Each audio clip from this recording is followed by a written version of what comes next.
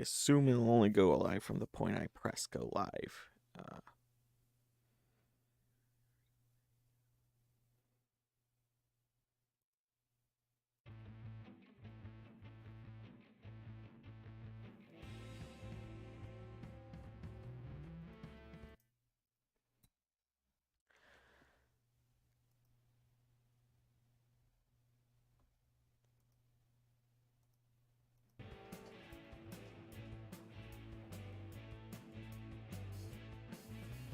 Alright, let's do this.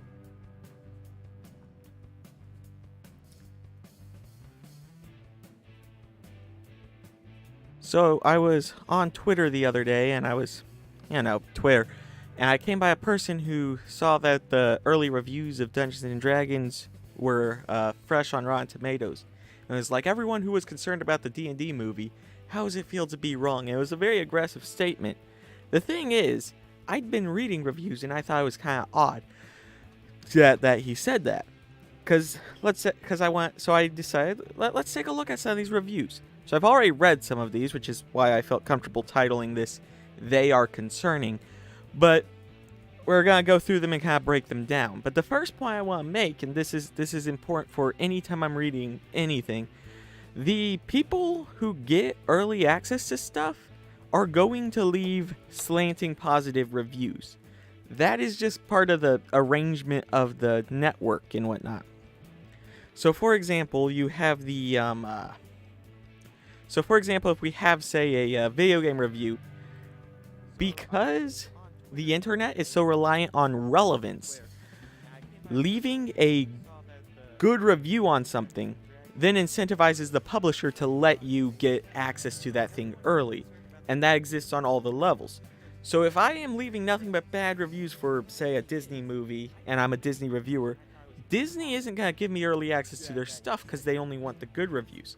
As a result, with the importance of relevance, anyone who is reviewing and getting early copies is heavily incentivized to leave slanting positive reviews.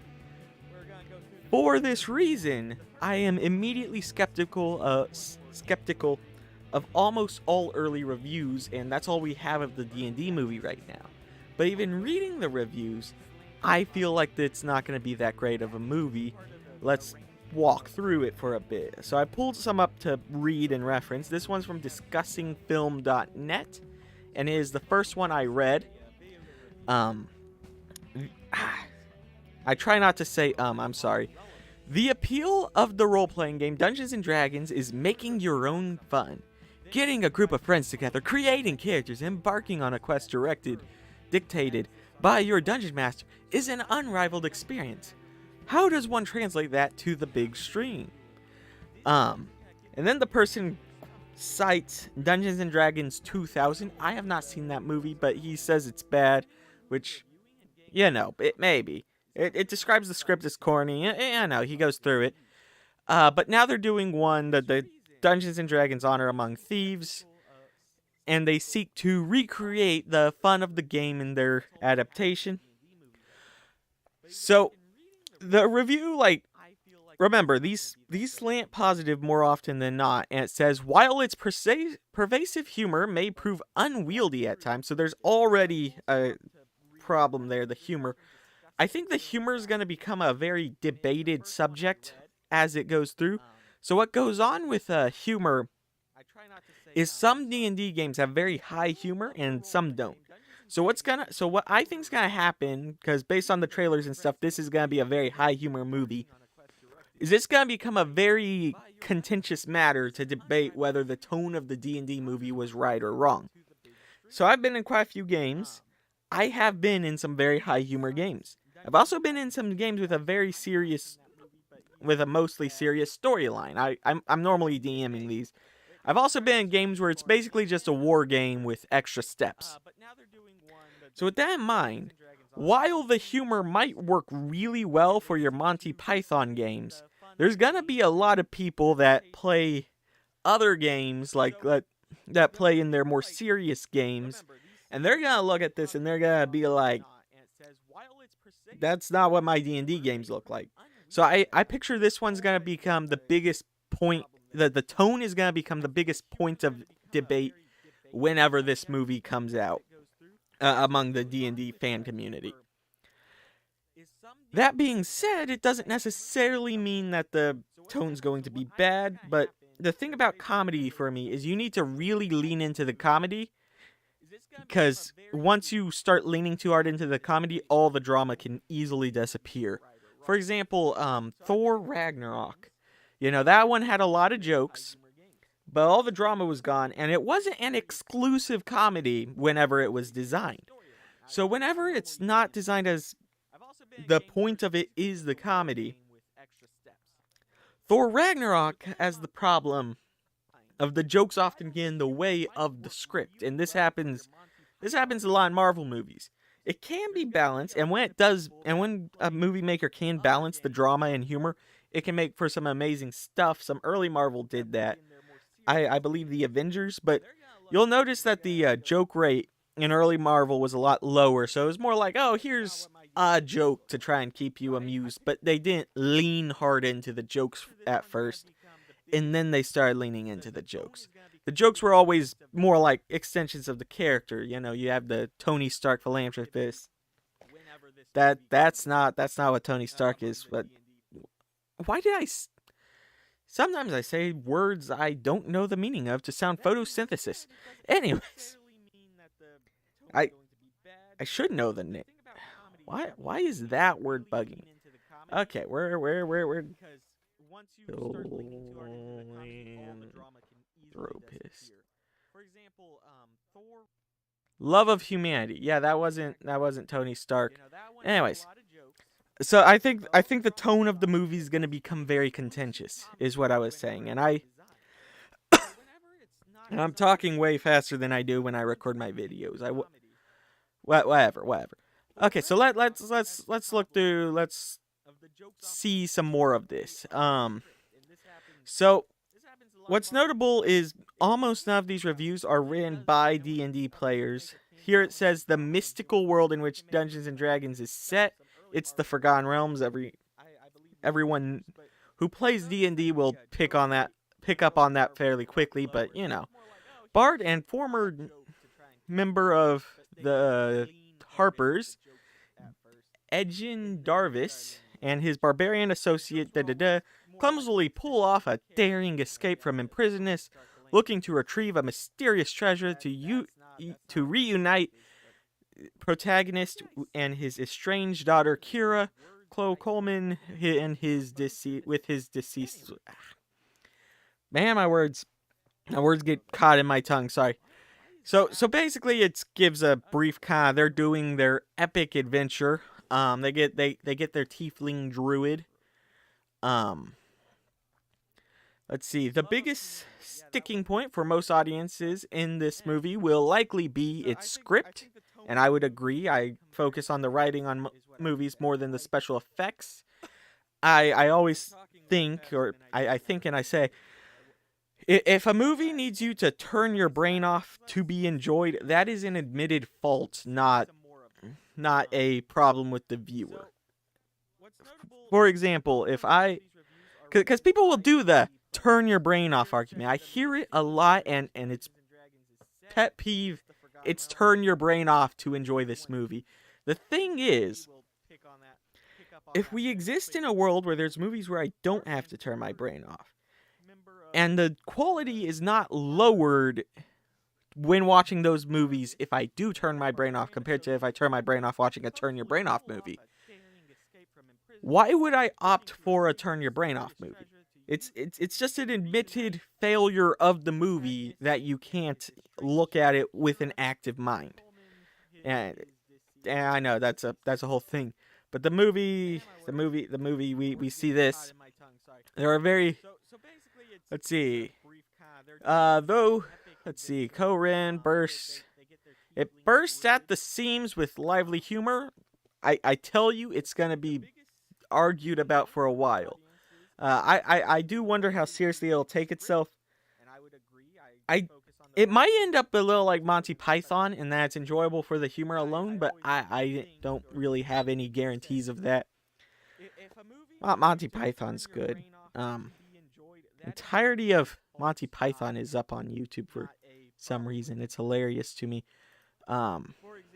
Sorry. The biggest sticking point for most audiences will likely be the humor. Though there's an overabundance of quips, just as many working as those that fall flat on their face, there were more than a few, well, that just happened moments where a character will give an unnecessary comment on the ridiculousness of a situation that deflates the tension. So right there we see, looks like they're gonna not have a ton of tension, not a ton of drama going on. And that will, for me, probably be a very big flaw as I watch through the movie. But there's no accounting for taste, just quality. On the other hand, the situational comedy of it all works brilliantly, blah blah blah. Let's see. When the film plays into the frantic attempts by the protagonist to brute force their way through different... Oh, right here, this part annoyed me. Let's see. A sequence where the clueless crew at the center of the story have to keep on resurrecting corpses to ask them questions after wasting their previous questions are downright inspired.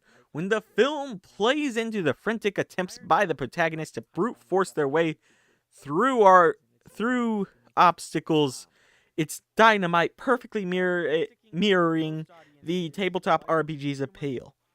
If you are running games like this, please stop. Okay?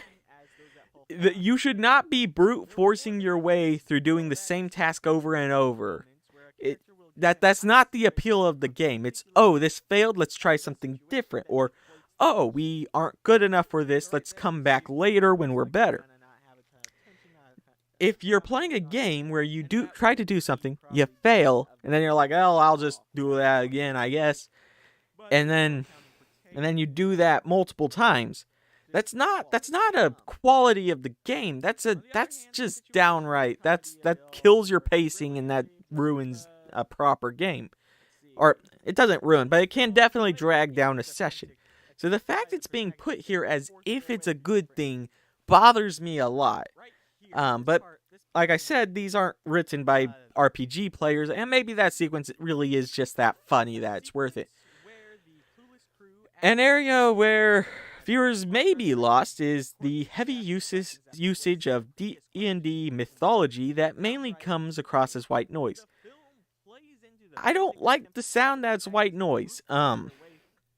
So white noise is like the stuff you tune out in the background. For example, that music I got set up. I got set up probably. I hope that's running properly. I'm not listening to the stream as it plays, but that music can be white noise, and that you just kind of forget it is there. That should not be the place of the D&D lore and IP of the D&D movie, and that bothers me and that description bothers me quite a bit. But we can keep going. Whereas director can be a mixed bag, they absolutely knock direction out of the park. So this person describes the action sequences as being well choreographed. Let's see.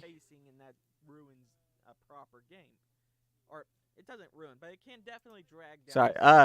So it describes the action sequences as being well choreographed. That can be hit or miss depending on how closely you're watching. I don't know how it'll look, but we'll see. But I'll be honest, well choreographed fights aren't that much of a positive. Like, I forget the fights very quickly upon leaving a movie theater, because what happens is they'll have the fight, but maybe this is like a Gen Z thing. But when I see a fight in a action thing in a movie, when I see a fight in an action movie, I zone out. Because what they do is every movie that I see anymore will have a lot of these flashy blah blah blah battles. So I just don't pay attention to them more often than not. I do think that's one of the biggest weaknesses of modern stuff. It's the fights are very cheap, so I don't care. I watched Andor. Andor was great. See, when I watched Andor, sorry. See, when I watched Andor, what was really interesting about that one is the first 2 episodes, one shot is fired. 2 shots maybe, I don't know. He kills 2 dudes at the very beginning, but after that, for the entirety of the show, but besides that, and it was a very brief sequence, no other fights happen in the first 2 episodes. So when the third episode comes around and you get a fight scene that lasts almost the entire episode, that was exciting. It was big. It was really fun, and I was rooting for the main. It was great. Andor was amazing. And then I went and I watched episode 1 of season 3 of The Mandalorian that came out fairly recently. And when I watched that, I saw that they opened with a fight sequence. But the thing is, the fight sequence wasn't necessary. It wasn't appropriate to the situation. It was just because they wanted to give you the turn your brain off chemical. Oh, someone's here. Someone's watching. Hey, what's up? Sorry. I assumed no one would be watching. Not as good as The Bad Batch or Boba in season 2 of The Mandalorian. So, yeah, the Bad Batch. The Bad Batch was nice. The Bad Batch had the there's some of the episodes of The Bad Batch are a little rough. But I remember there were 2 episodes in the most recent season that focused on, what was his name? Man, it's blanking. That focused on the sniper guy, and those 2 episodes were amazing. But yeah, good fight scenes. I've gotten distracted. Back to me looking at the D&D stuff. I was saying. They're saying the fight scenes are good, but that doesn't mean a ton to me as a viewer because fight scenes kind of fall flat on poor writing. So, let's see. Daring escape by Darik transforming into all manner of creatures, including So the druid turns into an owlbear. I've seen some people criticizing this online, actually, because in 5th edition, you can't play as an owlbear. But the fun thing about that is that this does mean they aren't following game rules for movie functionality, which is fine by my end, because the game rules are for, an active, interesting game. And as long as you don't contradict yourself in the movie can still be good, and since there's so many different versions of the game,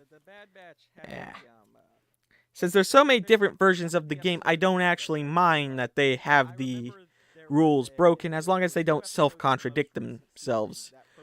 And preferably don't go too many meta references. I remember the Critical Role show, I forgot what it was called. It had one of the characters say, I can only do that once a day, and it kind of comes off very like it's a meta reference and it completely breaks immersion in that particular scene. So I'd prefer they don't lean too hard into any meta humor. Yeah. I prefer they don't lean too hard into any meta humor because I think that can really break immersion. And a meta movie, I don't know. I don't like the meta movies that much. Let's see. It does say the final climactic showdown is so accurate to the tactics of an actual D&D battle that you can practically see the graph paper projecting onto the screen. Now, this is interesting to me. Let me find my words. So this one's actually quite interesting to me.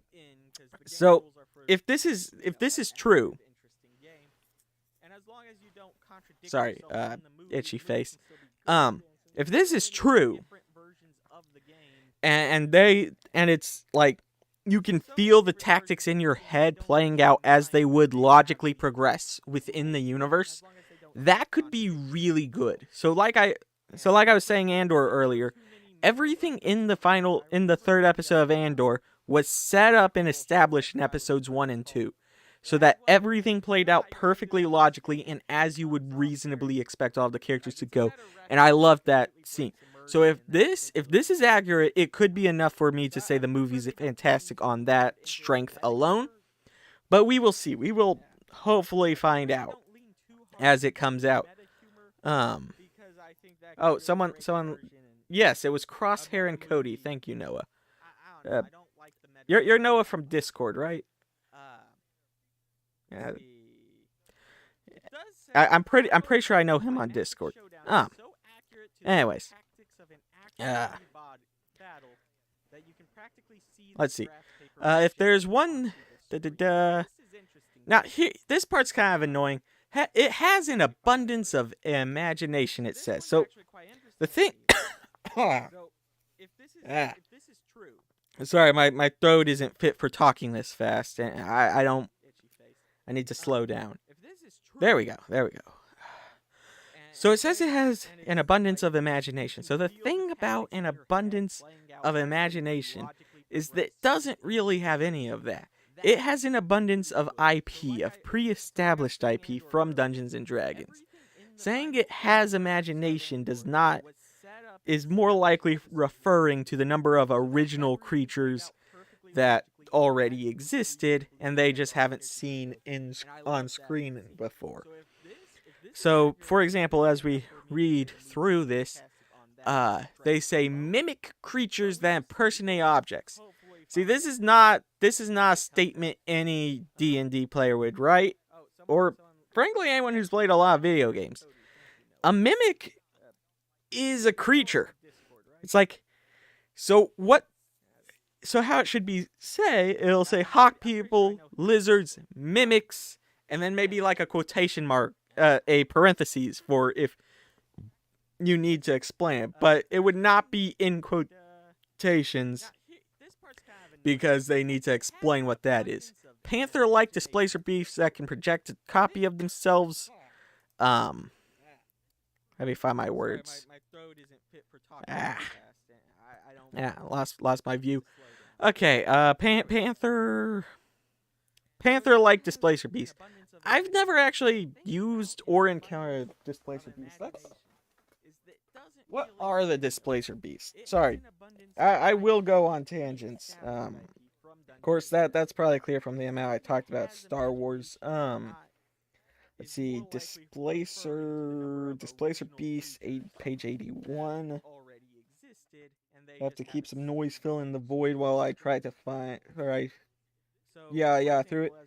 Let's see, displacer beasts are some sort of Feywild creatures captured and trained by Unseelie, selectively bred to They will hunt for sport, and intelligent evil creatures like them as pets. Alright, let me see. Let me show you. It's this thingy right here. And they have the ability displacement, which lets them project in a magical illusion, making it look like they'll stand somewhere else. So maybe this will... I guess that doesn't really change anything about the D&D movie's quality, so let's just keep going. Let's see. So this one says it could have been a cynical cash grab designed to mine the IP for all it's worth. Instead, it's a leveling tribute. Once again, kinda the same thing in the context of it was made to mine the IP. And then it says, to the enduring thrill of the game, designed on putting the player's let's see. So, see, this part kind of annoys me. Sure, some jokes fall flat. The visual effects don't always grasp what they reach for, and the pacing can be killer. But there's no such thing as a flawless D&D campaign. So this part bugs me a lot, because they're comparing a movie's quality to a D&D campaign's quality. Here's the thing: my D&D campaign, where the jokes fall flat, where the pacing's bad, where I run that at home on like $30 worth of materials. What this is a multi-million-dollar budgeted movie and is not applicable to the same standards of the D&D campaign. I talk about this when I talk about video games. I don't talk about video games on this channel, but the budget of the game forms the expectation of the quality of what's going on. If I am watching a short film on YouTube, I'm going to have much lower standards for CGI than if I am watching a big budget Hollywood movie. And what's going on, and if I am watching if I am playing an indie game, the $15 cheap, it's fun, I am going to have much lower standards than if I paid $60 for the brand new. What's the new video games they're releasing anymore? I'm genuinely not sure. Whatever. The brand new Halo. They're still making Halo, right? Probably. The standards are different. And right here, the standard should be you're making a really good movie, and then you're using the IP to assist in that, so you have a lot of elements you get to play with. And then it says, but so that comparison is just not that's a false equivalence. And that says, warts and all, this is a great representation of ramshackle storytelling. Ramshackle storytelling. Like, it's not supposed to be, it's not gonna be ramshackle storytelling. It's a movie. You have control of the players and the dungeon master here. You need to make good storytelling. And I don't like that they're preemptively kind of guarding it with this, it's ramshackle storytelling, because that's how buddies get together, tell a story. Because, like, right here it says, challenge dictated, because right here it says challenges dictated by the path of that the dungeon master, in this case the screenwriter, set in front of them. The thing is, that's not the same thing, because the screenwriters are the dungeon masters and the players. It's their job to make a good story, not a good D&D retelling right here, because there's not a D&D game this is based on. They just wrote a script. So it needs to be good, but here it's being described as ramshackle, which I don't like. Let's see. Highly entertaining blockbuster, chock full of personality. It's a bonus. And if it gets people interested in starting their own Dungeons and Dragons campaigns, then it's a job done. Well done. So this is why I really want the movie to be good. It says, I'm not sure that's, I'm sorry, I'm not sure if that screen's readable to you guys. Let me try and fix it. Sorry. I hope that was fine. And if it gets people interested in starting their own Dungeons and Dragons campaign, then it's a job well done. That's part of why I'm very concerned about it. You see, if it's misrepresenting lore too frequently, and like I said, they're allowed to kind of bend the lore as necessary for an adaptation. But if it's misrepresenting the lore too much, if it's misrepresenting the game, because like I said, the tone is not haha laugh through everything in real Dungeons and Dragons games. It is in some of them, but they're very variable. They're very different. So the idea that you can set up to where so the idea that everyone new coming in is coming in with this mindset could be very destructive to the game culture as it currently is. And not necessarily will be the case, but like the way your expectations go when you enter D&D changes a lot about your ability to enjoy the game. So a lot of people, it's referred to as the Matt Mercer effect. Basically, there's a lot of people that learn about D&D, watch Critical Role, and then they, and I don't watch Critical Role. I didn't watch Critical Role.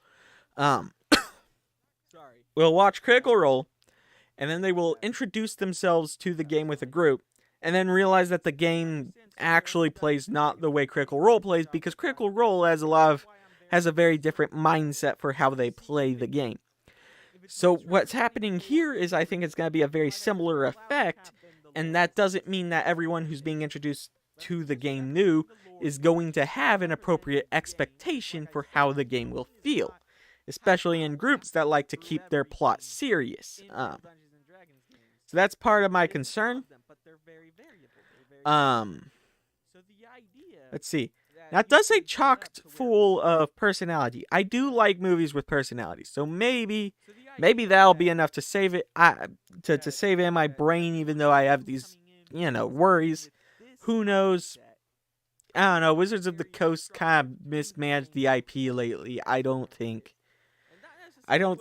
simply having personality means that's gonna be good. Next we have, because I prepared a handful of these. I read most of them in advance. Dungeons and Dragons. Let's see. This review that I pulled up, and this is from The Wrap.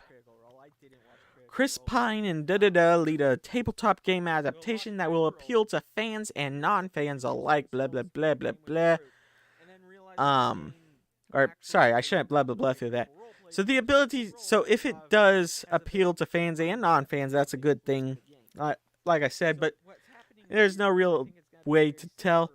It does refer to as hilarious. Once again, it seems like it's leaning really hard into the humor. I am concerned about the humor. And calling something a blast, like, the thing is, whenever you have a bunch of special effects going, sorry, I was supposed to have music playing this entire time. I just realized it wasn't running. Yeah, I shouldn't pause too long. See, it's a blast. Yeah, I don't remember what my point was. I just opened it on accident. So, let's go through, have you ever played Dungeons and Dragons? If not, you know someone who has, someone who adores it, which was introduced nearly 50 years ago, is beloved, which is why you might be... So right here they have the why you might be puzzled it took so long, followed by the bomb. That was the 2000 adaptation. Remember, it also had the cult panic, so you had that going against it too.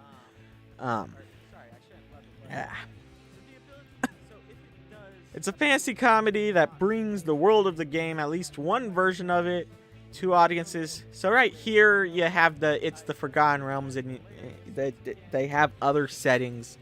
So they had to choose a specific setting. I'm a little surprised they chose the Forgotten Realms, if I'm being completely honest. I would have thought that for the movie they should choose either Greyhawk or Dragonlance, because those two are probably the strongest, like, introduction settings, because Greyhawk comes with the bonus of being the first D&D setting, and then Dragonlance is the dragon setting. Everyone loves their dragons. So it goes a brief thing about how it plays. It's essentially... Let's see. Honor Among Thieves is easily one of the best campaigns ever written for the game. So, that could be a good thing.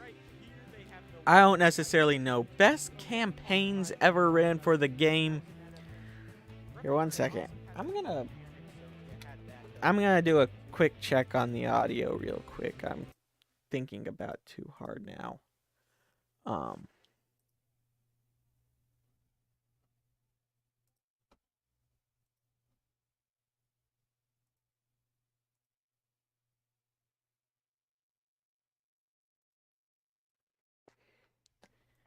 Yeah, alright, it's fine. Let me fix y'all's audio. Okay. Man, I broke my focus. Okay, so they say it's one of the best campaigns ever written. That's just objectively false. There are going to be thousands of better ran campaigns because of the millions of games that have been played. And it's not even a written campaign. Once again, it's a movie. So comparing it to a campaign is not a proper equivalence. Let's find my spot. He plays the bard.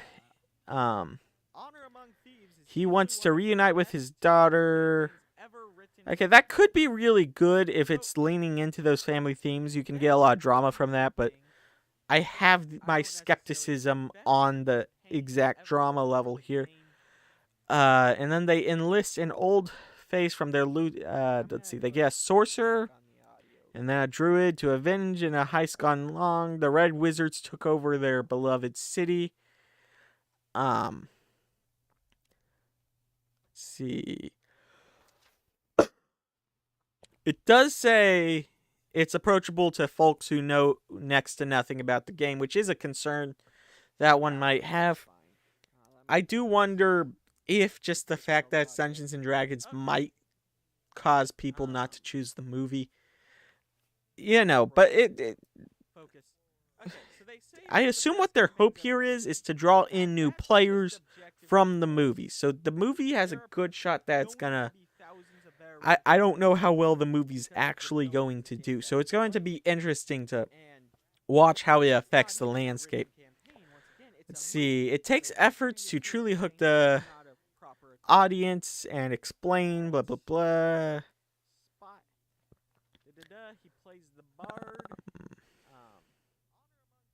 He wants to reunite with his daughter. His dark horse BFF duo with. What? I'm sorry. I'm kind of skimming. I think I got all the thoughts I really had out. I wanted to show out one other thing. This got suggested to me from an article saying it was like Stardew Valley D&D. And I was looking at it, and it looks quite interesting.